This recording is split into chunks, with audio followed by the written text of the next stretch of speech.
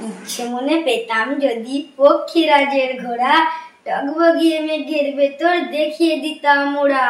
হাতের মুঠোয় থাকবে ধরা দামাল ঘোড়ার রাস, ভেবেই মনে চলকে ওঠে আনন্দ উচ্ছ্বাস। ইচ্ছে আমার বাউল হব, বাঁ হাতে এক তারা, ছড়িয়ে দেব সুরের সোহাগ একলা ছাতিম পাড়ায়। সে সুর ভেসে পৌঁছে যাবে শান্তিনিকেতনে, মুগ্ধ কবি ডাকবে তখন আমায় সঙ্গপনে। ইচ্ছে হব ল্যাজ ঝোলানো একটা হলুদ পাখি, তখন আমি পড়ায় ডুবে থাকতে পারি নাকি। উড়তে উড়তে তেপান্তরে হারাবো নির্জনে, আনবো মুঠোই জোনাক আলো, রাখবো ঘরের কোণে। দাদার কাছে যেই না বলি ইচ্ছেগুলোর কথা, ল্যাপটপ এসে মগ্ন তখন দেখাচ্ছি ব্যস্ততা।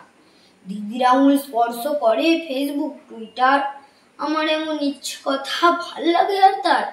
মা বাবাকে বলবো ভাবি, হয় না বলা মোটে, আমার মনের কষ্টগুলো অমনি জেগে ওঠে।